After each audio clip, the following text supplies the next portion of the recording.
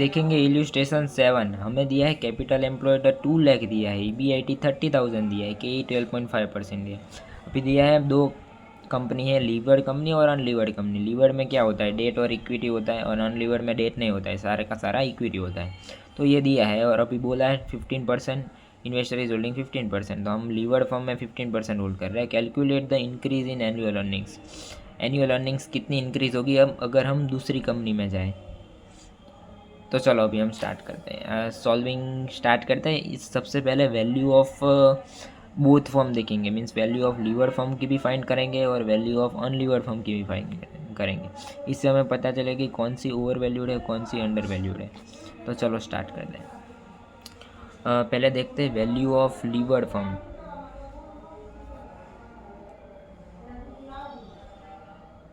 Value of lever form में value का formula क्या है, value is equal to S plus D.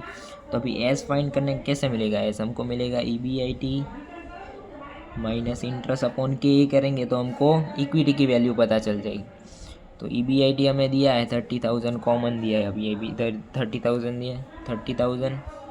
Interest 1 lakh पे 10% ना, 1 लाख पे 10%, तो मीन्स 10,000 हमारा इंटरेस्ट आएगा, और के हमें दिया है 12.5%। तो इसको हम सॉल्व करें तो एस की वैल्यू हमारी आएगी 1,60,000। तो ये एस आया, यहाँ पे एस की आएगी 160, और डी तो हमें दिया ही है 1 लाख। तो टोटल वैल्यू हमारी क्या आएगी लीवर्ड फॉर्म की 260। अभी वैल्यू ऑफ अनलीवर्ड फॉर्म देखते हैं, value of unlevered form. Unlevered form की वैल्यू में भी same to same, V is equal to S plus D. अभी एस फाइंड करने के लिए क्या, EBIT minus interest divide by K. अभी EBIT तो 30,000 सेम ही रहेगा। अभी अनलीवर्ड फॉर्म है तो उसमें लोन तो होगी ही नहीं, तो इंटरेस्ट तो आएगा ही नहीं, तो के ही तो 12.5% सेम है। अगर इसको हम सॉल्व करें तो आएगा 240। तो यहाँ पे एस पे 240, और अगर अनलीवर्ड फॉर्म है तो डेट तो होगी ही नहीं, तो वो ज़ीरो आएगी, तो 240। ये हमें मिल गई वैल्यू दोनों की। अभी देखो लीवर्ड फॉर्म की वैल्यू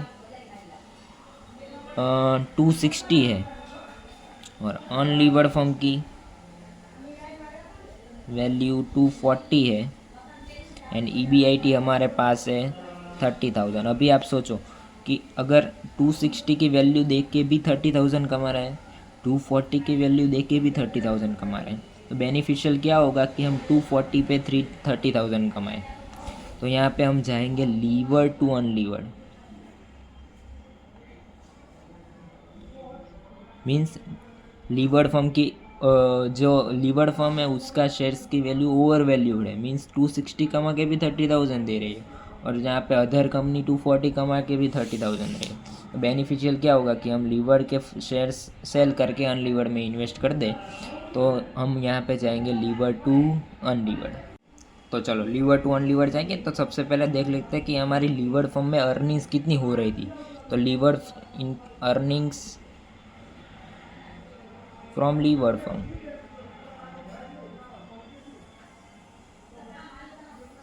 तो चलो EBIT तो थी 30,000, इसमें से लीवर्ड फर्म है, तो हम क्या करेंगे उसका इंटरेस्ट लेस करेंगे 10,000, तो आएगा 20,000। और हमारी होल्डिंग कितनी थी 15%, हमने दी थी यहाँ पे दी थी 15%, तो 3,000 यहाँ पे 3,000 आएगी हमारी लीवर्ड फर्म में से अर्निंग्स। अभी क्या करेंगे हम लीवर्ड फर्म के शेयर से वो सेल करेंगे, sell the shares of levered firm. अभी लीवर फर्म में क्या 15% होल्डिंग थी, अभी हम शेयर बेचेंगे तो मार्केट प्राइस पे बेचेंगे, ठीक है। तो मार्केट प्राइस मीन्स इक्विटी की जो वैल्यू होगी, इक्विटी की टोटल वैल्यू, यहाँ पे एस का मीनिंग इक्विटी होता है।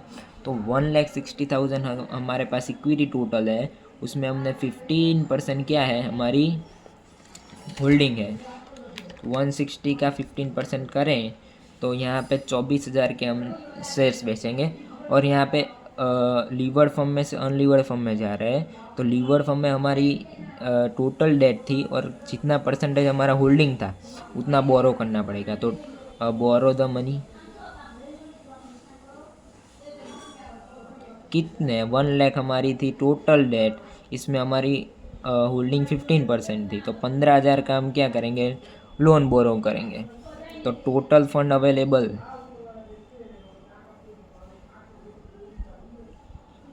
यानी कि हमें अनलीवर्ड फंड में इन्वेस्ट करना है, तो फंड कितना अवेलेबल है, तो 24,000 है प्लस ये 15,000, तो टोटल हमारे पास 39,000 हमारा होगा।